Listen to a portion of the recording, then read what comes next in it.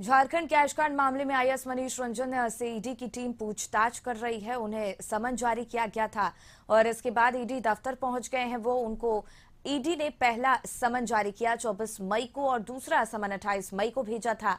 माना जा रहा है कि भविष्य में आईएएस अधिकारी मनीष रंजन की मुश्किलें बढ़ सकती हैं, तो उनसे पूछताछ की जा रही है ईडी की टीम द्वारा। झारखंड कैश कांड मामले को लेकर ये बड़ा अपडेट, जहां आईएएस मनीष रंजन से ईडी की टीम पूछताछ कर रही है। मनीष रंजन ईडी दफ्तर पहुंच गए हैं। उनको ईडी ने पहला समन 24 मई को दिया था, तो वहीं दूसरा समन 28 मई को भेजा था और ये माना जा रहा है कि भविष्य में आईएएस अधिकारी मनीष रंजन की जो मुश्किलें हैं वो बढ़ सकती हैं। तो फिलहाल उनसे पूछताछ की जा रही है। ईडी की टीम अपने कई सवालों के जवाब उनसे ढूंढने की कोशिश कर रही है। लगातार इस मामले में कार्रवाई की जा रही है और लगातार पूछताछ की जा रही है। तो कैश कांड मामले को लेकर ये बड़ा अपडेट आप तक पहुंचा रहे हैं, जहां आईएएस मनीष रंजन से ईडी की टीम पूछताछ कर रही है और अपने तमाम ऐसे सवाल जिसके जवाब अभी तक ईडी की टीम को नहीं मिल पाए हैं, उसके जवाब खंगाल रही है। तो मनीष रंजन ईडी दफ्तर पहुंच गए हैं। उनको ईडी ने पहला समन दे दिया था 24 मई को और दूसरा समन 28 मई को भेजा था और ऐसा संभव है कि भविष्य में मनीष रंजन की जो मुश्किलें हैं वो बढ़ सकती हैं। फिलहाल उनसे पूछताछ की जा रही है और देखना होगा कि क्या कुछ खास खुलासे इस पूछताछ के दौरान सामने आते हैं। तो कैश कांड मामले को लेकर ये बड़ा अपडेट, बड़ी जानकारी और ये बड़ी कार्रवाई, जहां पूछताछ के लिए ईडी ने समन भेजा था।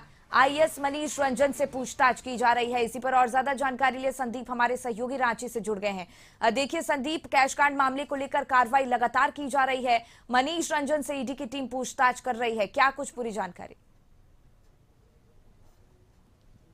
जी, आईएएस रंजन और पूर्व में ग्रामीण विकास विभाग के सचिव भी रहे, जिनको आज ईडी के अनुसार सम्मन जारी हुआ था और आज वे लगभग 10:30 बजे ही ईडी दफ्तर पहुंच गए हैं। हालांकि इससे पहले भी एक बार उनको सम्मन जारी हुआ था और 9 घंटे ईडी के अधिकारियों ने उनसे पूछताछ की थी। और इस पूरे जो टेंडर कमीशन घोटाले मामले की बात करें तो इस मामले में पहले ही जो ग्रामीण विकास विभाग के जो मंत्री हैं आलमगीर आलम, उनकी गिरफ्तारी हो चुकी है। उनके जो पीएस है संजीव लाल और जहांगीर आलम, जिनके आवास से लगभग 32 करोड़ रुपए से अधिक की जो राशि है वो बरामद हुई थी। इन तीनों की गिरफ्तारी के बाद उनसे रिमांड पर पूछताछ हुई थी और उस पूछताछ में मनीष रंजन का जिक्र हुआ था और जो सबूत मिले थे उसके आधार पर मनीष रंजन जो आईएएस अधिकारी हैं और ग्रामीण विकास विभाग के सचिव भी रहे हैं, उनको सम्मन होता है। 9 घंटे एक दिन पूछताछ उनसे पहले भी हो चुकी है और आज सम्मन जारी कर उन्हें फिर से ईडी दफ्तर बुलाया गया था और 10:30 बजे वे 2 बैग कह सकते हैं जो डॉक्यूमेंट्स है, क्योंकि ईडी के अधिकारियों ने उनको जो उनकी प्रॉपर्टी है उसकी भी जो विवरण है या फिर जो दस्तावेज है वो लाने के लिए कहे गए थे और उसी वजह से वे 2 बैगों में भर के और कई फाइल हैं जो लेके पहुंचे हैं ईडी दफ्तर और उनसे जो पूछताछ है वह हो रही है। हालांकि इस पूरे प्रकरण को देखा जाए तो इस टेंडर कमीशन घोटाले मामले में लगातार कार्रवाई ईडी की चल रही है और उसी के तहत मनीष रंजन को भी ईडी ने सम्मन जारी कर पूछताछ के लिए बुलाया है। हालांकि जो जहांगीर आलम और के आवास से जो डायरी बरामद हुई थी उसमें टेंडर कमीशन के जो जिक्र हैं या फिर जो कमीशन के पैसे किनको पहुंचाए गए हैं, कितने की जो पैसे टेंडर कमीशन के रूप में दिए जाते थे, उन सभी का जिक्र किया हुआ है और उसी डायरी के आधार पर कई लोगों तक ईडी की जो जांच है वह पहुंची है और लोगों से पूछताछ का दौर अब भी जारी है।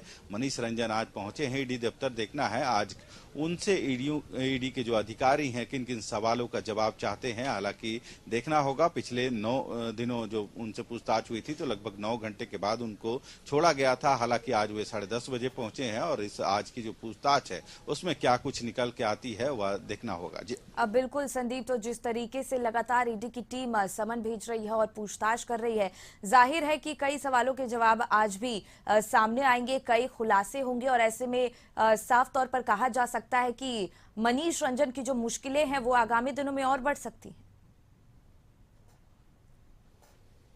सही कहा, क्योंकि है उनकी आने वाले दिनों में जो परेशानी है वो बढ़ने वाली है, क्योंकि यदि इस पूरे प्रकरण को यदि शुरू से देखा जाए तो सबसे पहले जो पीएस है आलमगीर आलम संजीव लाल, उनके यहाँ रेड पड़ती है। जहांगीर आलम का जो जिक्र हुआ था, जिसके आवाज से रेड के दरमियान 32 करोड़ से ऊपर राशि उनके फ्लैट से मिलते हैं, जिसके बाद जो कार्रवाई होती है, हर पूछताछ के दरमियान मंत्री आलमगीर का नाम आता है। आलमगीर आलम का भी इस मामले में गिरफ्तारी होती है। 14 दिनों तक इन तीनों आरोपियों से रिमांड पर लेके ईडी के अधिकारी पूछताछ करते हैं और कई तथ्य इसके बाद सामने आते हैं, और जिसके बाद जो पूछताछ का सिलसिला है लगातार बढ़ता जा रहा है। यही वजह है कि 3 आरोपियों के अलावे कई लोगों को सम्मन हुआ, जिसमें मनीष रंजन भी शामिल हैं, जो आईएएस अधिकारी हैं और ग्रामीण विकास विभाग के पूर्व सचिव भी रहे हैं। आज देखना होगा, क्योंकि जो जानकारी अभी तक सूत्रों से मिल रही है, ईडी को कई ऐसे साक्ष्य मिले हैं जिसमें कहीं ना कहीं मनीष रंजन का भी जिक्र किया हुआ है। जो कमीशन के पैसे हैं और कमीशन के जो पैसे कहां कहां तक पहुंचाए गए, कहां कहां से वो जो कमीशन के पैसे आए, इन सब का जिक्र वो डायरी में मिला है। यही वजह है कि मनीष रंजन को भी तलब किया है ईडी ने, और आज जो पूछताछ है वो शुरू हो गई है पूछताछ, और जो डॉक्यूमेंट्स है वो भी मनीष रंजन लेके पहुंचे हैं। तो देखना होगा आज की पूछताछ में क्या कुछ निकल के आता है, और ईडी के अधिकारी जो सवालों का लिस्ट बना के रखे हैं, उन सवालों के कितने जवाब मनीष रंजन दे पाते हैं। जी बिल्कुल संदीप, बहुत बहुत धन्यवाद आपका तमाम जानकारी हमसे साझा करने के लिए।